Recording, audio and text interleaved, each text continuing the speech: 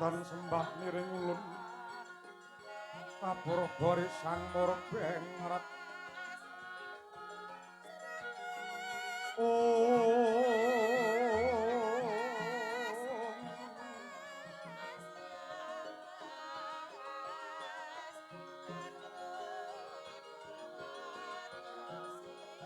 sahanane kang yan kanang sing dasih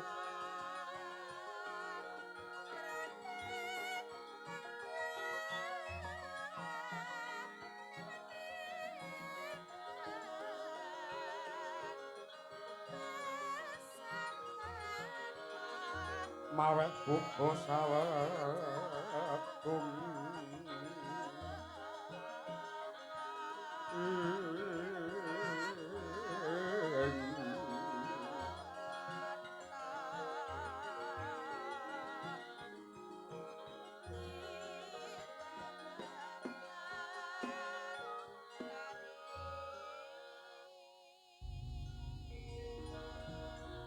maksih ring belahan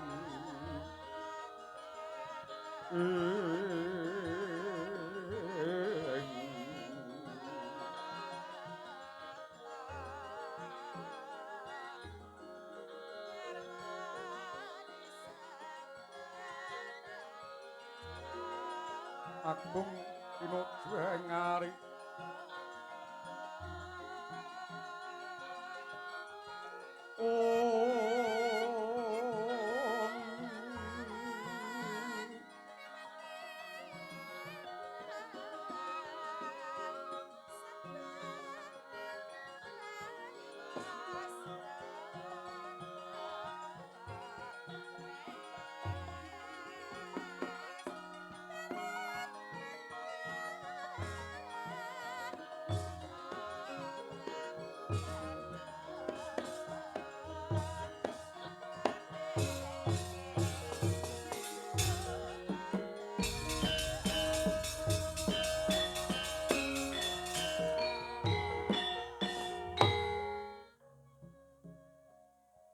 ana desa Banjardawa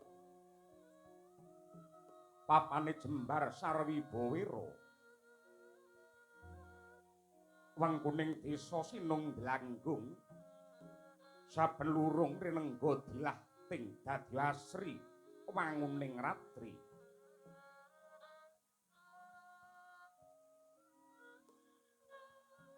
kawis tinggal jajar-jajar Badran Anyar wis mo jembar mangkulatar rinengga endahe kang sekar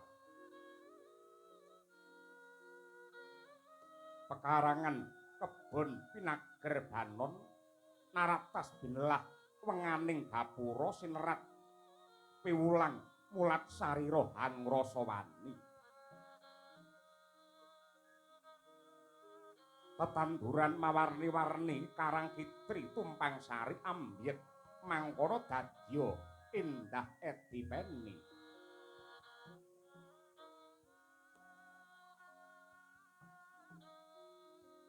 kaya bening gumarining mili ing kali Malimbar kinarya ngelepi pasabinan grojokan mancur tinalang pring kinarya sesuci diri para kawula ingkang manembah marang Gusti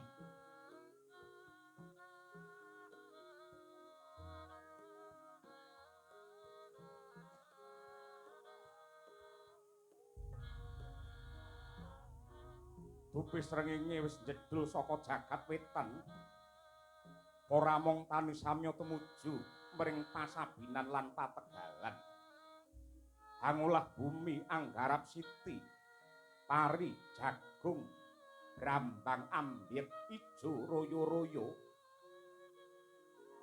wancine panen para kawula samya kawis tingal bagya mulya ya muji syukur mring pangeran kanthi ngawontenaken sedekah bumi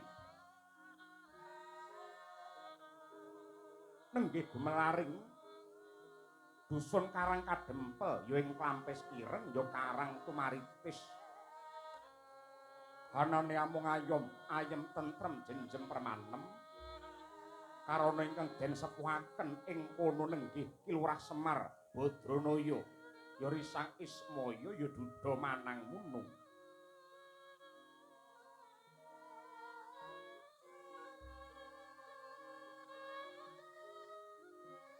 Nalika mangke kepareng miyos wonten ing pendhapa kelurahan kadherekaken dening Brahmana ing Kendali Sada nenggih Resi Hanuman ya risang Senggana.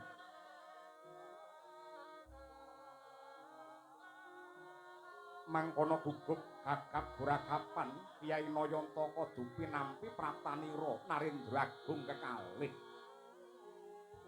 Nata ing Ndarawati Sri Bathara Kresna miwah Narendra Agung Mandura Sri Baladewa.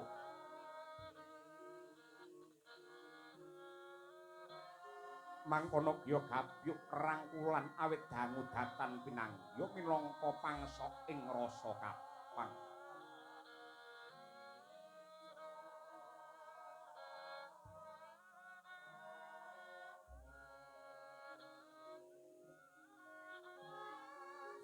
Dereng dangu giya kawijil pangandikane Kyai Badranaya ngenya manembrama rawuh nyanata Mandura miwah Dwaraka. Langlenging driya mangu-mangu mangkung lan blamri mangu lerlena tanpa kanin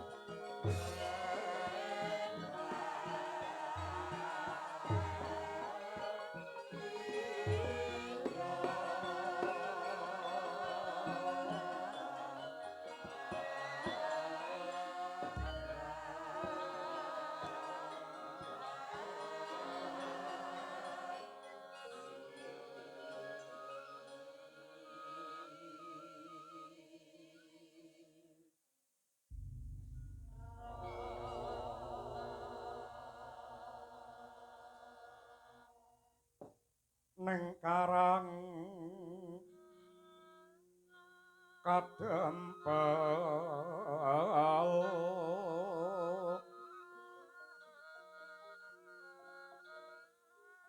laledang kilurah Semar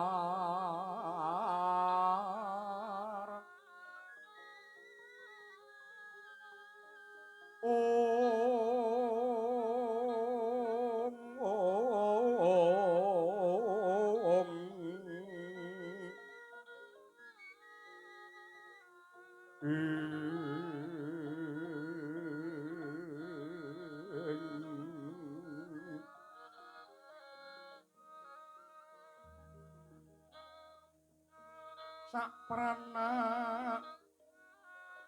ane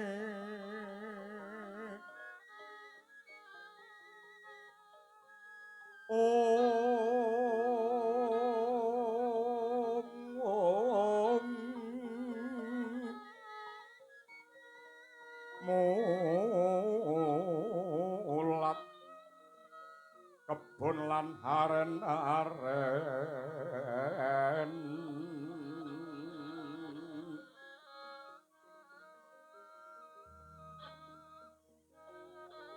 sami ngunduh tarupala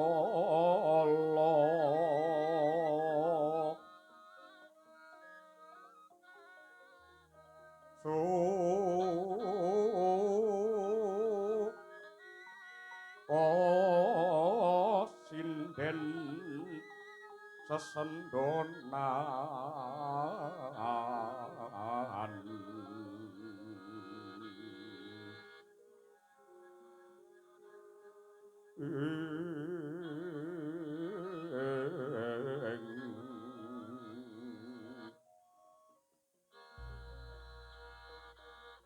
sarwin joget genti-genti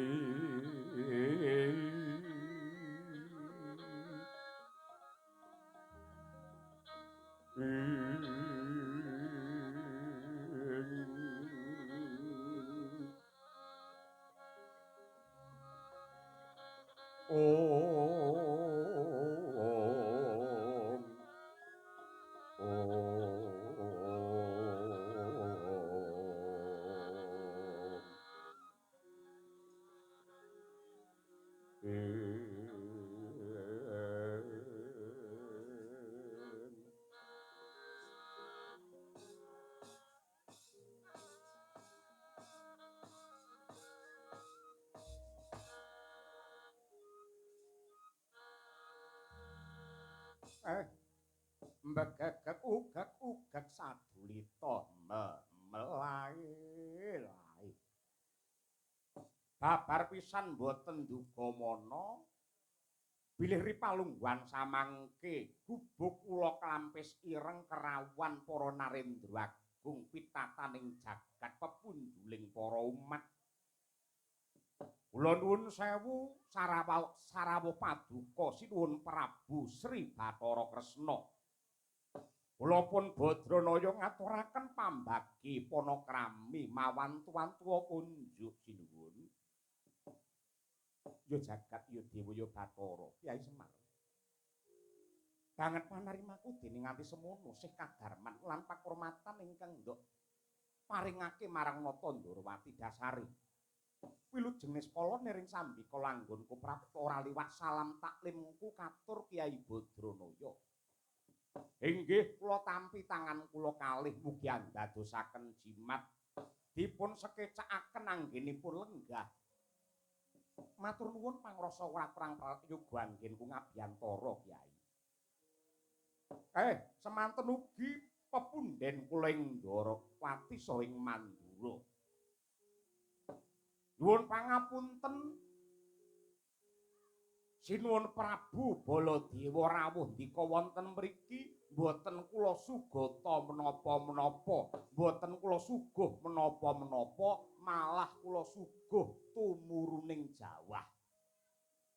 Kyai Semar, aja kaya mangkono sing dadi tembungmu. Merga wis rumangsa bombong, rumangsa mongkok rasaning atiku. Barang ripalungguhan iki Baladewa bisa sowan ana ngabiyantaraning Kyai Badranaya. Tur dasare bareng aku nonton kahanan ing Karang Padisan nyata anane mung karahayon, anane mung katentreman. Merga saka pintere Kyai Semar anggening ngluwentah marang para kawula, ndak sawang padha sayuk rukun gotong royong, samat sinamadan daya dinayan.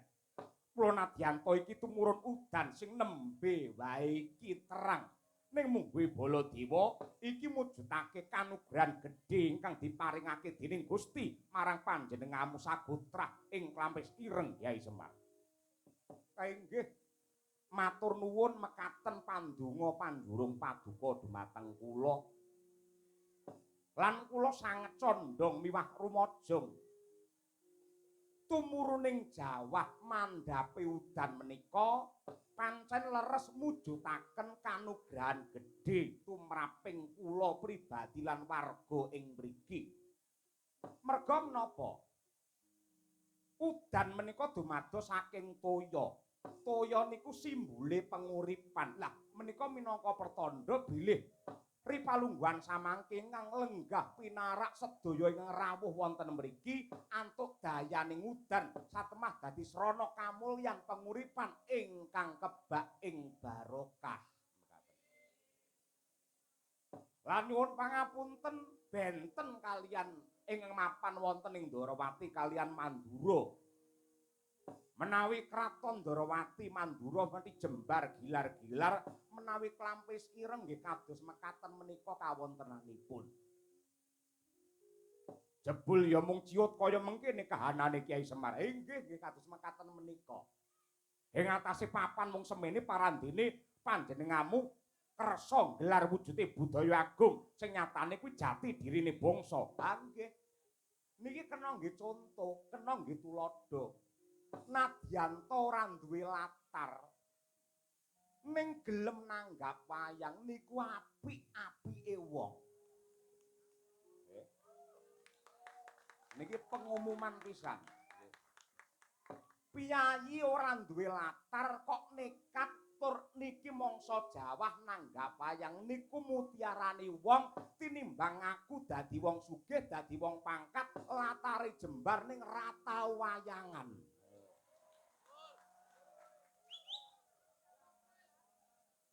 Ngoten niku. Dados tumuruning jawah sarta kawontenaning kados mekaten kula tampi kanthi kebak ing rasa syukur sinten ngertos nggih to sinten ngertos menika mujudaken kanugrahan ageng amargi gumelaring budaya kados mekaten menika boten namung ngurip-urip dumateng para-para ingkang olah budaya kala wau nanging para kadang-kadang bakul ugi pikantuk rejeki para kadang-kadang parkir ugi pikantuk rejeki ingkang sami mirsani sami remen penggalihe mongko yen remen penggalihe nyambut gawe saya sregep satemah asile saya kathah brambange saya turah satemah uripe kabeh pinaringan barokah anane mung kebak kamulyan lan kanikmatan ngoten niku. Ngono Kyai Semar. Nggih, menawi pakem kula kados mekaten. Lah iki nek enek anoman barang neng kene. Inggih. Gajeke kuwi lak pendeta Kendali Sada. Lah kok mapan ning Klampis Ireng. Menika Kendali Sada nembe libur mboten wonten pasinaon. Dasaripun prei sampun dangu. Dados sampun dados watak kula menawi teng nggen kula mboten wonten menapa-menapa kula mesti nderek wonten ing paguyuban Klampis Ireng. Sungkem kula kunjuk dumateng Paduka Sinuwun Prabu Ndarawati miwah Sinuwun Prabu Mandura. Iya, Anoman ndak tampa. Iya, Senggana ndak tampa. Upamane Anoman kuwi banjur rina wengi tansah leladi kelawan Kiai Semar kuwi wis memper. Senggana? Nggih. Merga apa? Mestine kowe ora lali karo sejarah. Nadyanto Kresna ora ngawuni-ngani nanging dongenge wong akeh. Kiai Semar kuwi anggene momong kelawan jeneng sira wiwit saka isih cilik nganti ripalungguhan iki ora kendhat anggene tansah paring pemut marang panjenenganmu malah sumrambahe para satriya luhur sapa to sing ora nate dimong karo Kiai Semar. Ya muga-muga anggenmu tansah ciciklu nderekake Kiai Semar lumadi lan leladi marang Kiai Semar dadi dalan anggenmu males kebecikane Kiai Semar lan uga ndayani keluargamu ing Kendali Sada Anoman. Inggih ngaturaken panuwun mugi-mugi sedaya dawuh pamuji paduka saged anumusi Sinuwun Prabu Ndarawati. Iya. Nuwun sewu. Niki nek janur gunung kadengaren. Yen pancen wonten wigatos ingkang badhe kadhawuhaken Semar, mbok nimbali kemawon kula tak sowan teng Ndarawati napa Mandura. Lah kok sampeyan do keroyo-royo tekan desa niku enten apa? Kula cumadong dawuh ingkang dipun kersakaken kados pundi? Anjrah ingkang puspita